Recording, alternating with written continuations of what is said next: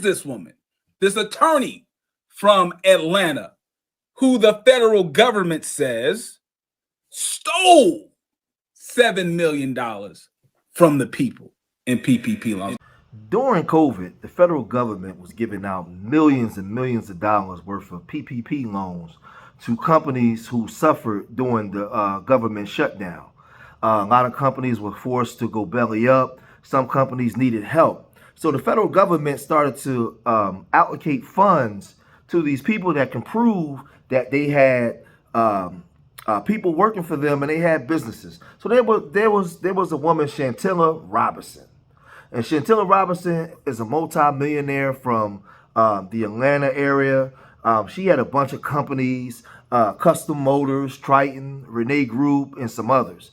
And she basically filed for the PPP to get millions of dollars in loans. But her daughter has a YouTube channel where she's very beautiful daughter. She's on there and she's showcasing her mom, and she's talking about all the achievements that her mom has. You know, being a law enforcement, going into the judicial system. She's done a lot of things. You know, she's achieved a lot of things. But there's a dark side to Miss Shelitha Robertson. But let's first listen to the daughter and the mother on the YouTube channel. Let's check that out and we'll come right back. Her introduction, I'm gonna let her give her own because she be trying to be all cute and modest and shy.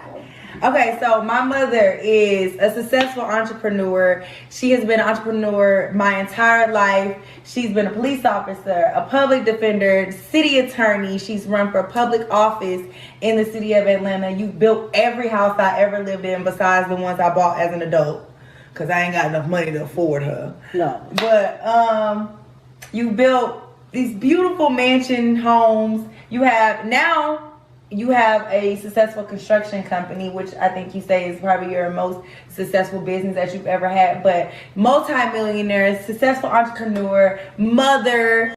So as you can see, this woman is very powerful. She was running for district court judge. You know, she has a lot of connections. She was connected with a lot of powerful people. But again, this PPP situation has put her in a kerfuffle, as some of these people like to say that word, kerfuffle. But she's in trouble now. And my brother Pocket Watching with JT caught wind of this lady, Shelitha Robertson. That's her name, Shelitha Robertson. Caught wind of this, and he began to break this stuff down on what the federal government has broken down and why she's been arrested and now found guilty and awaiting sentencing. Let's check out what Pocket Watching what JT had to say about the situation, and we'll come right back. To the federal government, Atlanta Custom Motors, they applied for almost $800,000. All right. The Renee Group applied for almost $700,000. All right. Mo Griggs, another one that was almost $650,000. And then there's Triton. Triton, almost $700,000. So I have a breakdown here to show you how much in monthly payroll that comes down to. All right. So for Atlanta Custom Motors, that means that on the regular, every month, she had a payroll of about $316,000 every month before COVID-19. Before. All right. For Mo Griggs Contracting, almost $260,000 a month on payroll. Okay. All right. Triton, $272,000 every month on payroll. All right. All right. Okay. Okay. And then we have the Renee Group, $274,000 every month for payroll. This is what the established payroll for the various companies that she controlled. This is what it had to have been before COVID-19 in order for her to be able to legally get the loan money that the federal government says that she applied for. All right, that's a bit much. That's big time. I mean, she was a multimillionaire. Let me not trip up here. She was a multimillionaire long before, right? Long before COVID-19. But those numbers are high. All right, let's keep this going. All right, so let's take a look and see the actual numbers when it comes to the employees that she had. Now, she claimed, according to the federal government, she claimed that Atlanta Custom Motors had 118 employees. She claimed that the Renee Group had 93. Mo Griggs had 133 employees, while Triton had 83. According to the federal government, none of that was true. None of it was true. Only one out of the 4 businesses had any employees. Atlanta Custom Motors, 0. Mo Griggs, 0. Triton, 0. Now, the Renee Group, yes, the Renee Group did have employees, but they said at best, it wasn't 93. It was between 8 and 13. This woman was found guilty of running a $7 million PPP loan fraud case. I mean, we're talking about a woman that was a police officer. She was ran for district attorney's office. She was a public defender. Was running for Superior Court judge. This lady was the real deal. She had a $90 million contract with one of her companies that was building homes, but she lied to the feds in some of her companies for $7 million. And they said she bought a Rolls-Royce, a purple Rolls-Royce.